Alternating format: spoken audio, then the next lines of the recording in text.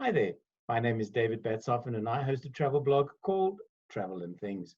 Today I go overseas. Well, not really. I wish I was, but I'm not. I'm traveling to the United States, to San Francisco, I believe, where I'm chatting today. I'm in conversation with Suzi Eszterhas, who is a travel photographer and also the founder of an organization called Girls Who Click. Suzi, good morning. Welcome to you. Good morning, David. It's so nice to talk to you. Thank you so much for getting up early in the morning. You are in San Francisco, am I correct? Yes, yes. So Oh, I'm working my cup of coffee. fair, fair enough. We will both share a beverage with hundreds of thousands of miles between us. Susie, take me through a bit of your career. I've looked you up online. I think that's what most people do the moment they hear a name that interests them. And I know that you're a photographer of note and that your speciality seems to be moms and babies. Yep, Wildlife, that is. yep, Yep. yep. That is my specialty. Yeah. So why that? I mean, a lot of the young subjects that you photograph, I'm sure, fall prey to predators, which must make you sad somewhere along the line. Yeah, I don't really know. I didn't actually choose to focus on baby animals. Baby animals just were always what captivated me the most. When I was a kid, I knew from age 6 that I wanted to be a wildlife photographer, and I was absolutely obsessed with baby animals. And it was some of it was just, childhood, kid being in love with puppies and kittens, but also, I would tear pages of wild baby animals out of magazines and put them up on my wall. And, told my parents I was going to go live in a tent in Africa. And I think they thought it was a phase that I would grow out of. But I just stayed incredibly passionate about wildlife photography, but particularly the baby animals. And so all of the dream projects that I sort of put in my head were very much focused on animal families. And it's a great, what I discovered later is that it's actually a really great backdrop for telling a story, because as you say, there's a lot of, there's drama, there's tragedy, Mm. there's a lot that happens out there in the wild growing up. And so you can touch on so many different aspects of an animal's life by just focusing on family life. You get into predation and learning how to survive and, that idea of surviving against all the odds sometimes. But yes, it is at times devastating because I have obviously watched quite a few of my subjects die. Mm.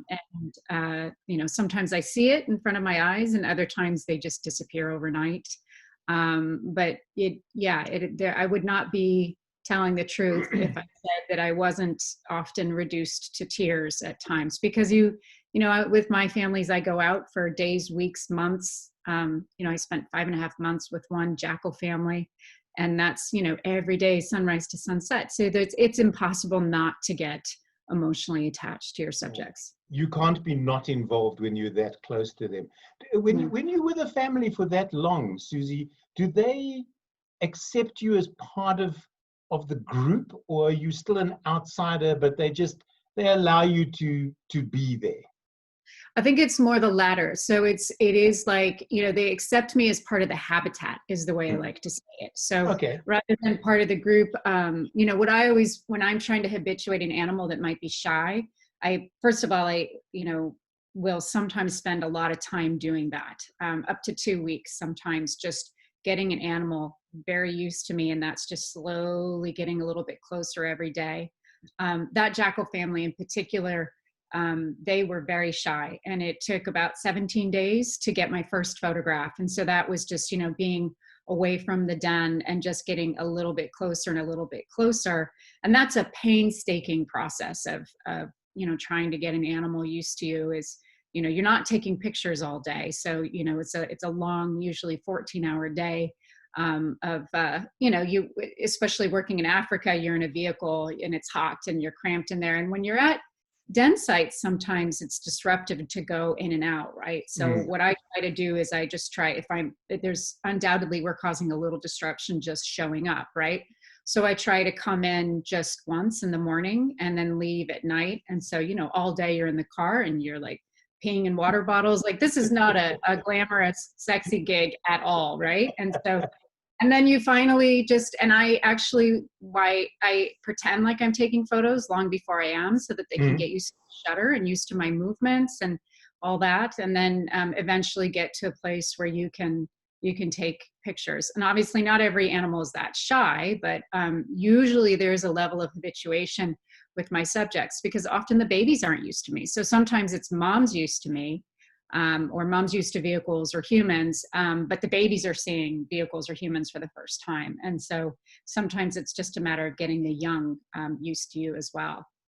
But then sometimes the converse is applied, because baby rhino, white rhino, for instance, are very inquisitive, and they Yes. often, if you pull up in a vehicle, they come bounding up like a cocker spaniel trying to figure out what you are. And meanwhile, a ton and a half of mom is standing behind them going, I'm watching you. Right. And, you know, I've definitely been in situations where the babies have actually gotten me in trouble for no reason. You know, I was working with a leopard family in Botswana for over an 18-month period just a couple of years ago. And I'm actually still working with this mom very closely. But she, when her cubs, you know, obviously they were very used to me because I started following them when they were around the age of 5 weeks or so. And my tracker and I were sitting at the den site. And so the cubs, being quite used to us, got pretty bold, and they were sort of playing in this bush that was above the vehicle. Mom was not directly above, but close enough to the vehicle. And mom was over to the side sleeping. And then one of them fell out of the tree and made a loud noise, which woke her up. And then he scampered underneath the car. And it was the first time they had gone under the car, and they were quite small. Mom did not like that at all. And she actually came over to the side of the vehicle, plopped herself down on the passenger side. So right next to me, my lens is out, and she just growled like the worst deep guttural growl you can imagine, which absolutely terrified me to my core. And in that situation, we hadn't done anything wrong. We gave them plenty of space, but the cubs got curious and adventurous and boisterous, and that could have potentially ended badly. So yeah, sometimes they get you in trouble, just like that rhino. You mentioned earlier that you knew from age 6 that this is what you wanted to do. Yeah. So tell me about Suzi in her senior year. So in my senior year, I was always pretty laser focused. My high school years were, I think I sort of almost got a little off track. I think a lot of people do, so there were like drugs and boys and things like that, but I stayed true to my photography. Luckily, my photography was like my anchor throughout my whole life and childhood. No matter what family drama was happening, I always had my camera, and that was my anchor. And it still is to this day. And so I graduated from high school, and I went into college, and I decided to major in environmental studies, because I knew right off the bat that, at that point I was a self-taught photographer. And I was really serious. Even senior in high school, I was photographing local subjects pretty in depth. And I learned very quickly this job is really more about animal behavior and understanding ecology in the natural world than it is about the photography itself. So I decided to take a major in environmental studies, and then I essentially almost had a fine art minor with the amount of photography classes that I took. So it worked out to be like quite a nice combination. And did you start taking animal images in the United States? I take it you didn't sort of hop on the first plane to Africa the moment you'd graduated college. No, so I started in the United States, and I was very fortunate in the fact that most of my college years, I did go to 2 schools, but most of my college years I lived in Santa Cruz, and which is part of the Monterey Bay Area. And so I had access to marine life that people dream of, sea otters, harbor seals, sea lions, whales. So that's what I was focusing on with local species and landscapes. But, already back then doing the in-depth stuff, like I did the harbor seal pupping season for 3 seasons in a row, and built a blind out on a beach, photographing them giving birth, and, just really, really loved it very much. But I did have the opportunity in college. I did a semester abroad program in Tanzania, and that was really, life altering. And that I really wanted to go my whole life. That was my dream. And so one of the things that happened that was, the most fortuitous thing I think that happened in my whole career is that I met, it was more like I stalked this BBC film crew and convinced them to let me basically shadow them for 3 weeks and see what their lives were like and help out as much as I could with cleaning lenses and stuff like that. It's a husband and wife film crew, Owen Newman and Amanda Barrett, and they were specializing in big cats. And I became so friendly with them that they so generously offered for me to be their sort of unofficial apprentice on different gigs. And so I did go back and work with them for 3 different films, which was, obviously a dream come true. And that's, Owen and Amanda really helped me learn how to do things like habituate shy animals. And then also just Amanda gave me the confidence that I needed to be a woman alone in the bush. Because for someone growing up in California, you get a flat tire and you call AAA and they come and help you up the road, right? Like, it's just different. It's so different and so much more of an urban life, even if you grow up in the country.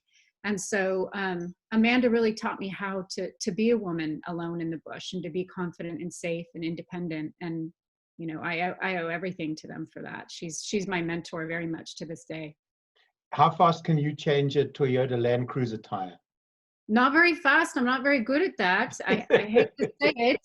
What I did when I moved to the bush, I actually got a little Suzuki, and I'm not ashamed to admit that it was very difficult for me on my own to change a Land Cruiser tire, just because of my physical strength, and I have a relatively small body. So I did it, but it was also very challenging. And I very quickly discovered that a little Suzuki, I could throw one of those tires if I wanted to.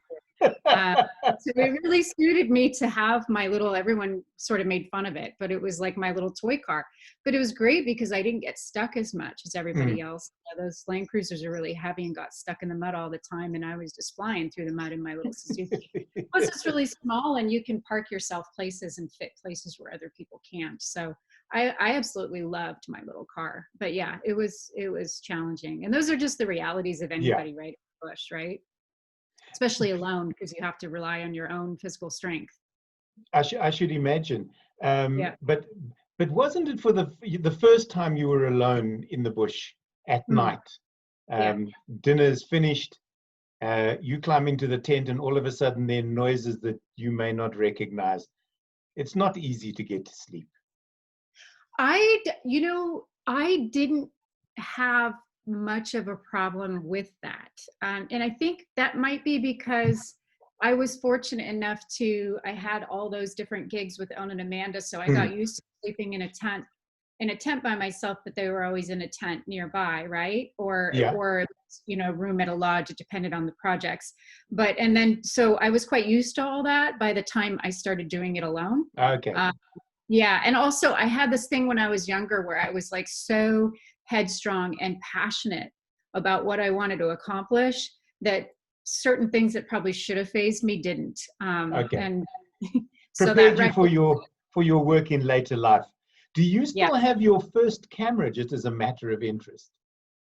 I don't. Well, my first camera ever was when I was actually 6. My parents bought me a little thing called a Pentax IQ Zoom, which was like your typical point and shoot. It was film, obviously. And it was tiny, but oh my God, I loved that thing. I wish I kept it. You know how many people, I also started shooting on Pentax, and I still do to this very day. Oh, really? Yeah, and my Pentax is sitting on a shelf here in my study, and it's working. I've put film through it just about a year ago. The weirdest thing, though, is when you now shoot with a film camera, you take the picture, you wind it on, and then your immediate thing is to look at the back of the camera to see what the image looks like. And then you realize there's no image. It's a film camera. It's not digital. Of course. That's hilarious. You know what I do have is I have my uncle's, I have them on the shelf here. I have my uncle's old cameras that he took through the Vietnam War. He was a photographer in the Vietnam War, and I have those, and I treasure those. I'm assuming you shoot with either Canon or Nikon nowadays. Yeah, I'm Canon. Yeah. I've got both, though. I've kind of gone back and forth. So, No, I've stuck with a single brand. It's easier because I've got all the lenses. Every time somebody says change, I go, but I can't. The Pentax K mount doesn't fit on a Canon or a Nikon for that matter. And so it gets a bit expensive. Talk me through a typical day in the bush for you. If you're here in Africa on a project, Let's look at the leopards, for instance. Okay. Is there a typical day?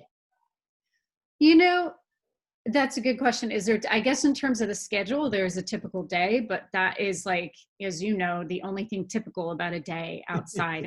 Anywhere in the world, right? In the bush or in the jungle, it doesn't matter. That's my favorite part of my job, actually, is that every day in nature is completely wildly different from one day to the next, which I can't say about my office job, right? Because the reality is a lot of my job is editing pictures and being in front of my computer. And those days just seem very small and they kind of blur together, right? But days out in the field are all also different. But the typical day would be, you know, wake up at around 4:15, 4 o'clock, and then get yourself ready, go out when it's still dark. I work with this incredible tracker in this situation with the leopards. His name is Kambango.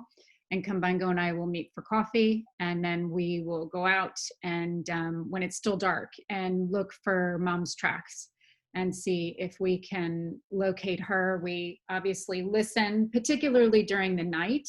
This mom that I work with, she's in a place called Tubu Tree Camp, which is a wilderness camp in the Jau Reserve in the Okavango Delta.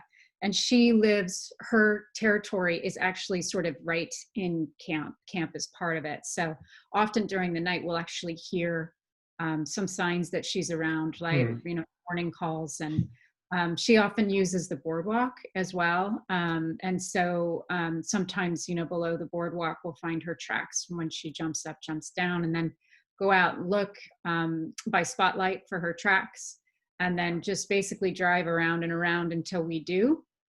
And then, you know, let's say we locate her, right? That's an ideal day, is where you locate her.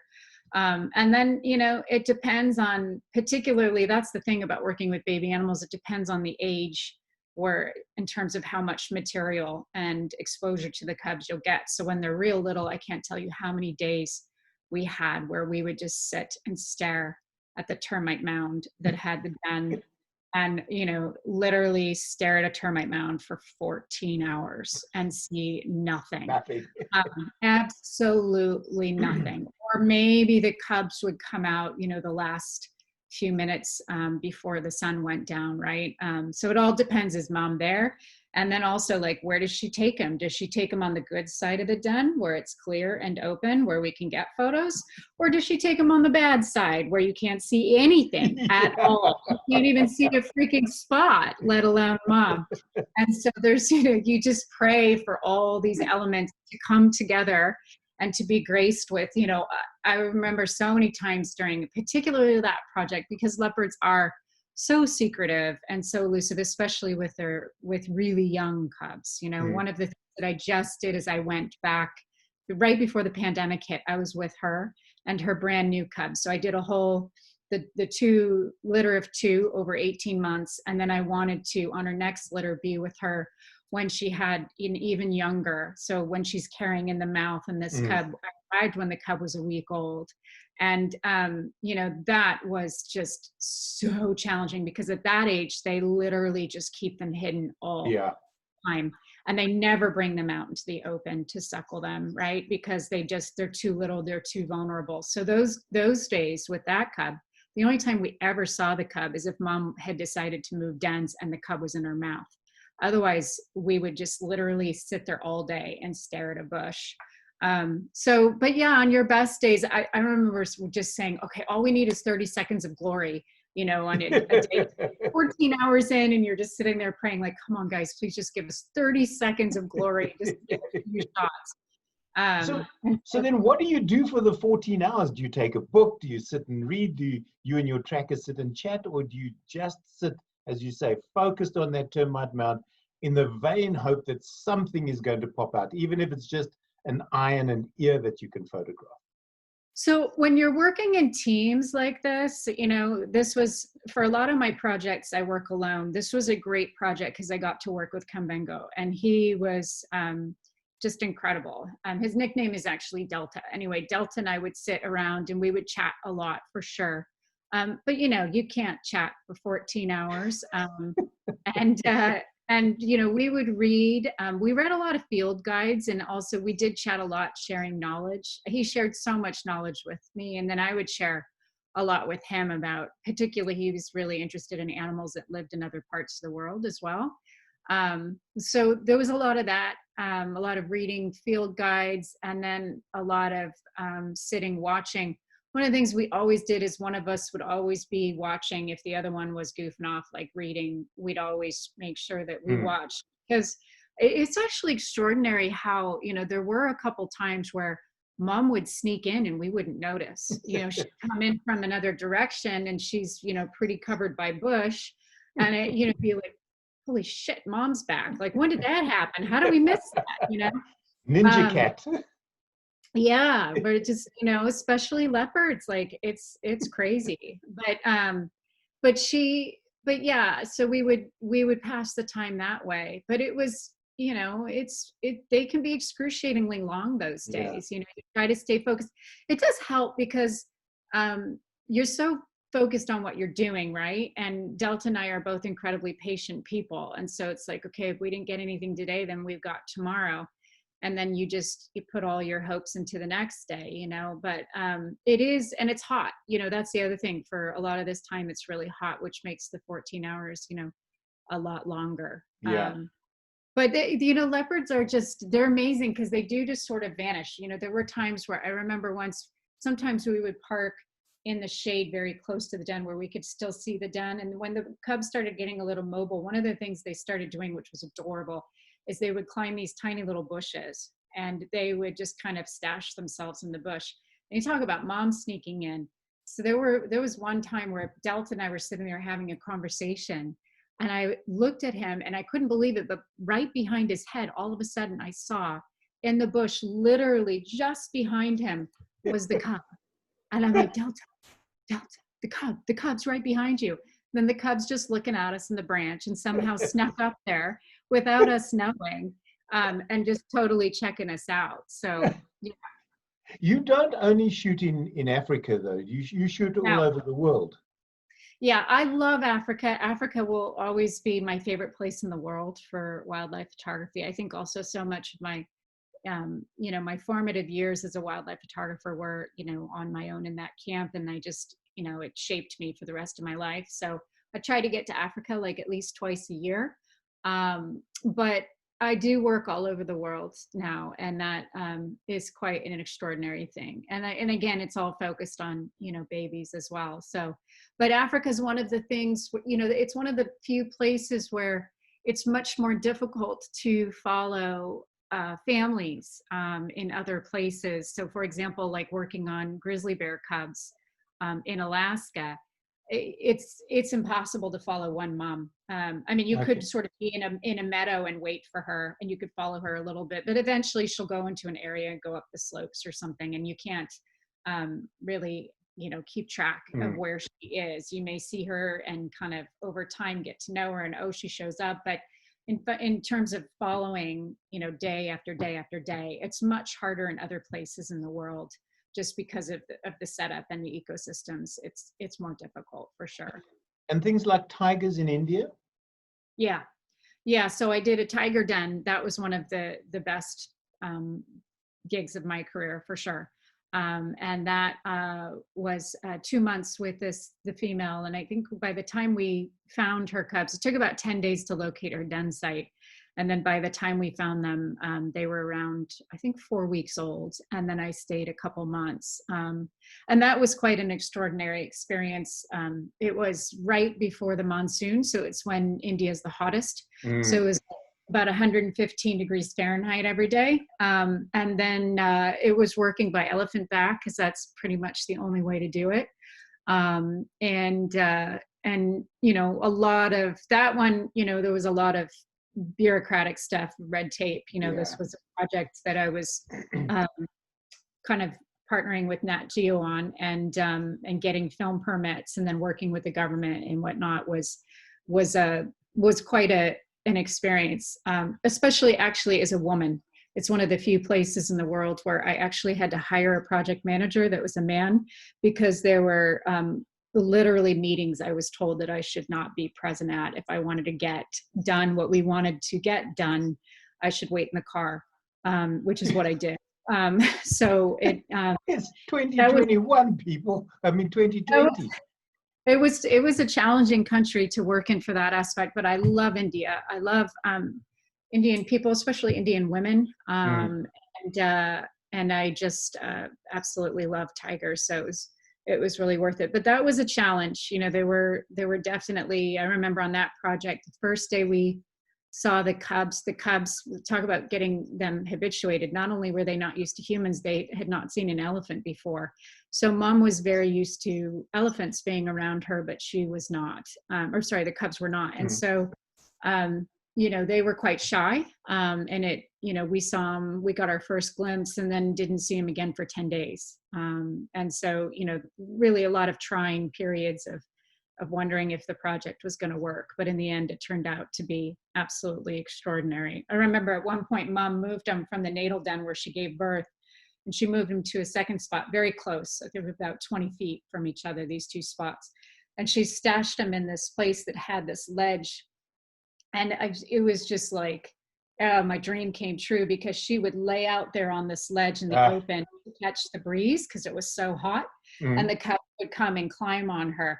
But it was quite high up, so I had to actually stand on the elephant. So the mahout would be holding my legs as I was like standing up, trying to get photos from there. So yeah. You know, you talk about ninja leopards.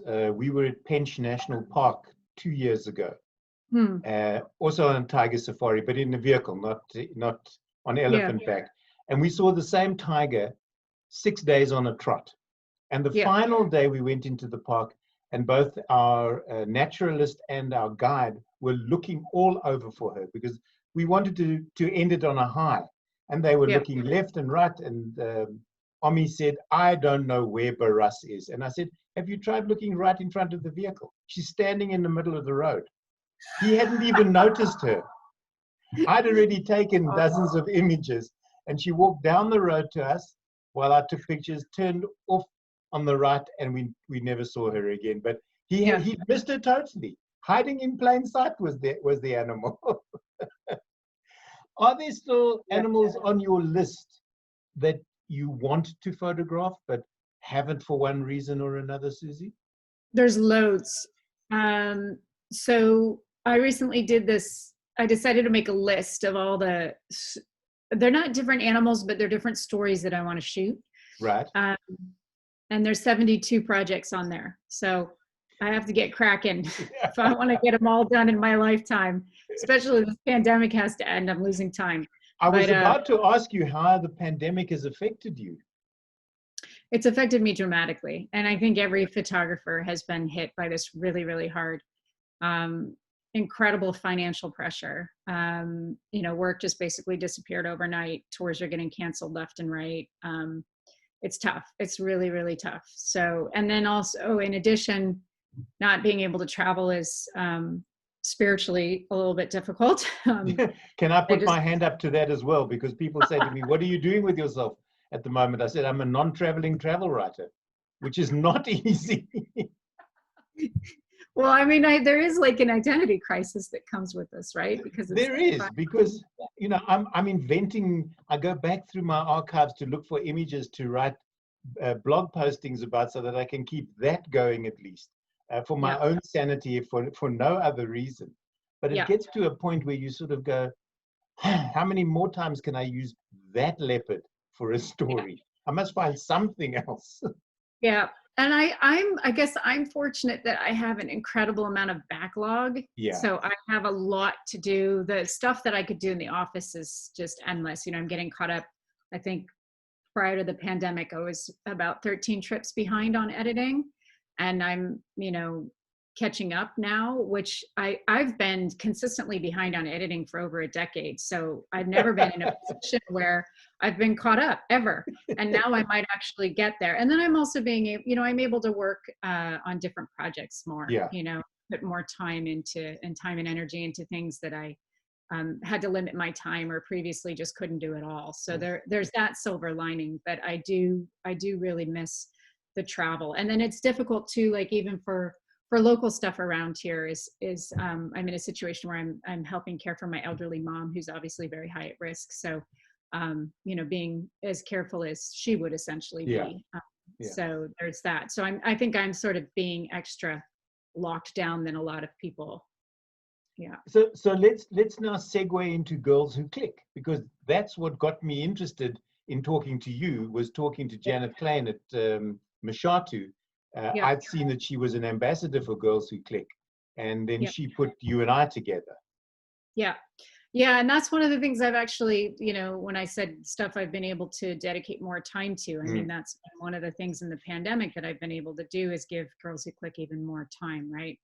Um, so yeah, with Girls Who Click is we launched in 2017, and I started it because, you know, I don't really know why exactly. I guess I got, you know, being a woman in this male-dominated field has some significant challenges attached to it.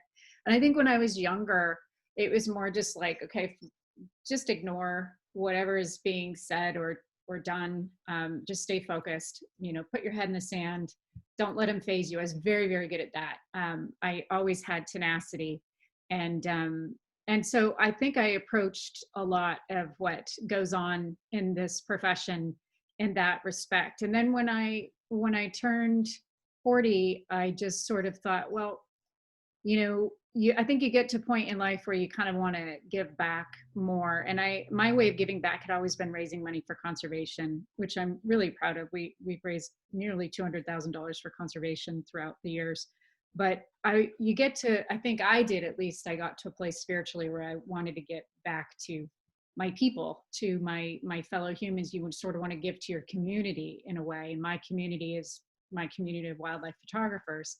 And then I saw this post from this girl who was a 30-year-old journalist who was doing newspaper reporting in the Midwest somewhere. And she wrote this incredible blog post about sexism in the field and how surprised she was that it still happens, and that all these, you know, patronizing attitudes in the field. And she actually, it was a very, very brave piece. And it really spoke to me. And she didn't really even get into sexual harassment or any of the more sort of dramatic aspects. It was really just about, you know, these attitudes that men had towards her in the field. And it really spoke to me. And one of the things is there's a blog here that called Petapixel, and Petapixel had picked up her blog. And it gets quite a lot of readership. And I don't know what inspired me to look at comments, because I'm not a comment reader. So this was probably the universe at work, but I started reading comments, and the comments were horrific. They were so sexist and so unbelievable. And it really angered me. So I posted this on my Facebook page and just said, kudos to this girl. She's so brave. Don't even know who she is, you know, but she's so awesome. The comments from my Facebook followers really shocked me. And it was disheartening and dismaying. I obviously have a lot of male followers on Facebook, because that's what a lot of wildlife photography, nature photography is. And the amount of naysayers on there of, you know, oh, this doesn't happen. And, you know, and then oh, you know, women are too sensitive, and, you know, oh, you know, take everything so personally, like just so much naysaying and not believing that this actually goes on. And it really, to be honest, pissed me off. And I thought, well, I want to do something. And I just thought, well, what's a small thing I could do? So I started running these free wildlife photography workshops for teen girls. And it was literally, I wasn't trying to make a big impact. It was just like, hey, I just want to do something that's going to get more girls into this field, or I can touch the lives of a few girls. And it was so well received by my community. Everybody donated stuff for it. I didn't have to pay for any of it, which I wasn't expecting. It filled instantly. I had female colleagues from the industry saying, hey, if there's anything I can ever do. But at the time, there was nothing for anyone to do, because it was just this little dippy workshop in Monterey. And then I thought, I did that workshop, and it made such an impact on my life. I knew I would inspire the girls, right, just by what I did. But I didn't realize how much the girls would inspire me. And I had such a beautiful day with them. My heart was so full. Thought, I want to do more of this. And so I thought, well, how can I do that and still be a wildlife photographer? I can't like change careers and run a nonprofit. And I thought, well, wait a minute. What if all those women that reached out to me and said, hey, is there anything I can do? What if they did the same thing in their communities? And we have this satellite network of different free workshops for girls in this field. And so I just emailed all of them and I said, hey, would you be interested in being a part of this? And the response I got was overwhelmingly positive. So I decided we'd start a nonprofit. And my assistant read a book on how to start a nonprofit. And so we launched in 2017, and it's based on that principle of having these free workshops. And we now, with the pandemic in particular, we offer online workshops, which is really great. That's how I was able to get Janet, a photographer that I know you know in South Africa and Botswana, Janet Klein, and she's just an extraordinary woman. I got her involved because we can do online workshops now, and we don't, before we were a little limited in terms of the United States because that's all we had the resources for with these physical workshops. But now with these online workshops, we can pull in photographers from all over the world and also reach girls from all over the world. So that's kind of what it's all based on.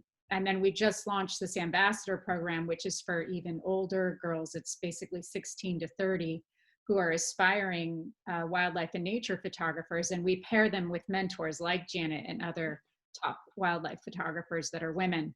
And so that it's a mentorship program that hopefully will make it easier for girls to break into this profession. Because what we see with this profession is that there's a lot of interest on the amateur level. In fact, I think on the amateur level, especially in the United States, it's probably 50-50 men and women. But when you cross into the professional realm, it completely changes. And that's actually very similar to the STEM careers in science. We see that as well, where women, there are more science majors that are women in college, but then in terms of jobs, it's almost primarily male. Yeah. It's changed. And it's the same thing that happens with wildlife photography and nature photography. And so we do feel that women need some mentorship and some encouragement and guidance in terms of how to navigate some of these issues. I'm saddened by what you tell me about the naysayers on your Facebook group and others, but I'm not surprised because people are just like that. This isn't something where you're running, jumping, or standing still. This is lifting a camera and taking an image. And there should be no difference as to who is behind it. And in fact, I was saying to Janet when I spoke with her recently that I believe that women are more empathetic with the surroundings, and their photography reflects that. Whereas men are just very gung-ho and it's let's see how close we can get and big lenses and all that type of stuff. So I don't see, unless they're feeling threatened by women who are working into the upper echelons of the profession. Yeah, and I think that when you say upper echelons, I think that is that's where the big difference comes in, right? And I believe that both genders can bring something unique to the table when it comes to imagery. And I do believe you're absolutely right that women can bring a different point of view in their imagery than men. I mean, I've had so many people tell me that my work, I guess it's a little easier too since it's moms and babies and stuff, but that my work is so feminine and that I bring, this more sort of a feminine quality to the table with what I do. So I do think that the perspectives of both genders are needed and necessary.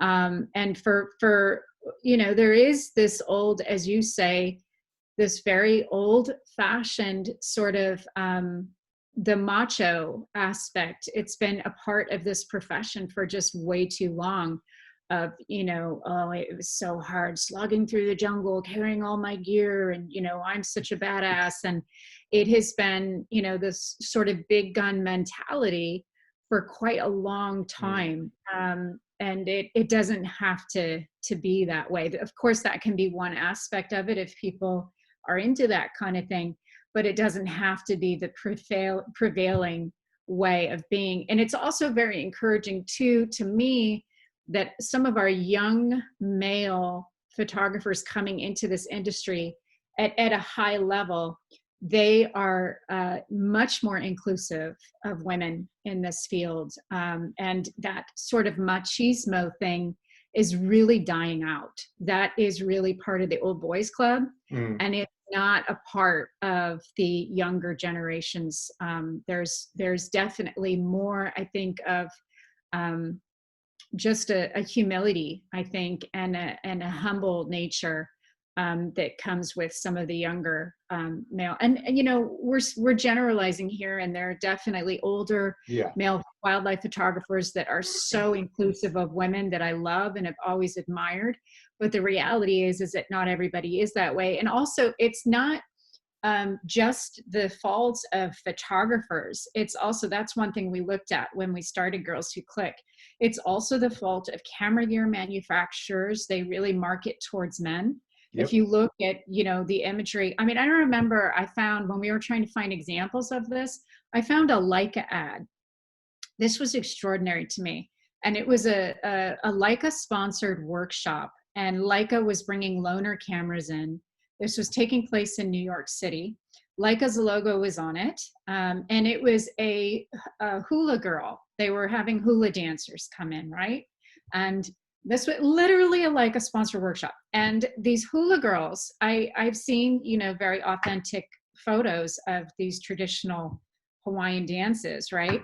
This hula girl was like a lingerie model. I mean, she had, her cleavage was just like busting out, and her hula skirt was like down past her groin, you know, and I'm just Mhm. like, this, you know, this is exactly what we're Yeah. talking about, right? We're not just talking about, you know, Canon having a photo of a guy holding a big lens. This actually comes down to the freaking hula girl workshop. So it is, you know, it is, a lot of this has been projected to men. Yeah. And then the other thing too is that, you know, there are women in this industry who really feel that the best wildlife photographers are all men. There are editors in this industry that have not been inclusive of women, and there is much to blame. And so I think that there's a lot of different, and then also some of this is education too, just coming back to, I can't tell you, you know, how many girls will say to me, well, my mom and dad say that I can't have this career because I want children. I want to have kids, you know, and I'm like, well, actually, we have a few women on our team that have children, and they're juggling both, and there's challenges that come to that, but it's possible. And so I think some of these limiting factors and these limited beliefs are actually coming from outside the photographer network and coming from different parts of society. And then, you know, one of the things that we really, with our girls, whether it's online or whether it's in person or through this mentorship, we're not just about photography. We're about empowerment. We're about sisterhood.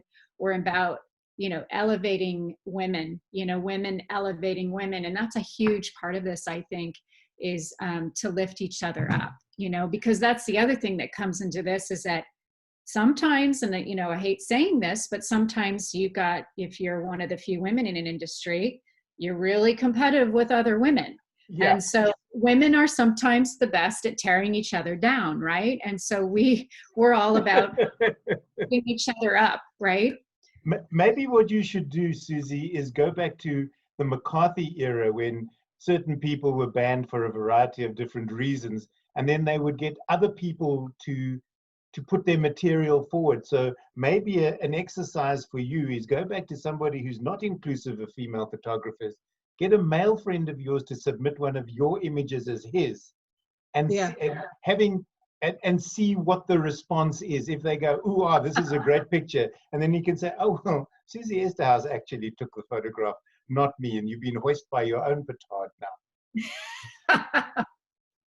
Gotcha. Gotcha. Yeah, exactly. Suzi, is this project ongoing? And if so, how can young girls get involved? And specifically here in South and Southern Africa? So you know, right now is a great time, and we will continue our online workshops even after the pandemic, but we developed them during the pandemic. Right now is a great time for anyone in the world to get involved, because it's, as long as you can, you know, maybe get yourself up extra early if you're in South Africa. But we run our online workshops, and anyone in the world can join them. I should say, any teen girl can join the Okay. online workshop. So a teen girl between the age of 13 and 18 can take any of our online workshops. For girls that are older than that, we also have our ambassador program. So if you're a young woman that is serious about nature, wildlife, or conservation photography, and if you're between the ages of 16 and 30, you can apply to the ambassador program. And then potentially, if you're accepted, then we would pair you with a mentor. And that's a whole year-long program.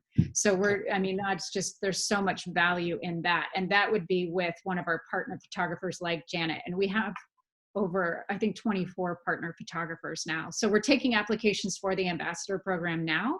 We'll be accepting them until September 15th. And then we'll be choosing our ambassadors after that. So it depends on the age you are, but there's a couple different ways to get involved. And by the same token, I should imagine if there are wildlife photographers here in South Africa, female wildlife photographers who are watching this and they'd like to get involved as a mentor, if they can get hold of you and offer their services, perhaps. Yeah, they can absolutely email us. We've sort of had one of the things that we're very small. We're a tiny little nonprofit. People can't believe how small we are, but we are. And we have one paid employee, and Margaret is only part-time. And so we have very limited resources. We have a very small budget. And so we can only accept a certain amount of partner photographers every year, because otherwise we're going to grow beyond our capacity in terms of funds and time and energy. So that's one of the frustrating things about being a tiny nonprofit is, and this is what my board is very good at, is like, okay, Suzi, take it easy. We'll move up to that. We got to grow at a pace that's sustainable. And what we don't want to do is grow too fast. And so we're compiling a list of people. We'll be probably looking to add new partner photographers next year. And we're compiling a list of people that we'll consider for next year, only because I would love to be able to accept all, professional female nature photographers in the world, but we just don't have the resources. In wrapping up our chat, and it's been wonderful talking to you. I could go on listening to your tales of where you've been and what you've done for the longest time. I haven't even touched on any of the magazine covers that you've got or books that you've written. Maybe it's for another time and another place. But if I was to magically wave a wand, which I have, and say the pandemic is over, travel bans are lifted, as is the budget. So you have an unlimited budget with any gear that you want to go any place in the world to photograph anything for as long as you like. What is the top of those 75 projects that you were talking about earlier that would make you say, yes, please, I need a ticket too? Okay. It's a close tie between two. Okay, you can pick both. The budget's unlimited. What the hell? I'll wave the wand the second time. I really like this wand. Okay, so I would undoubtedly pick emperor penguins. I would love to photograph emperors at a colony with chicks on their feet. Big dream of mine. And then the second one would be puma cubs in Patagonia. Okay. I have done pumas in Patagonia, but I have not been able to photograph cubs. I would love to do a den project down there. It would be very, very challenging logistically, but that would be a big dream of mine. Otherwise, you could just watch Happy Feet. You don't have to go and freeze. Oh, so cute. My in conversation guest today, and today, believe it or not, is Women's Day in South Africa. So thank you so much for joining me. It's been very special, and happy Women's Day and Women's Month. The month of August, I believe, is Women's Month internationally. Nelson Mandela proclaimed Women's Day here many years ago, and we celebrate it for a variety of different reasons.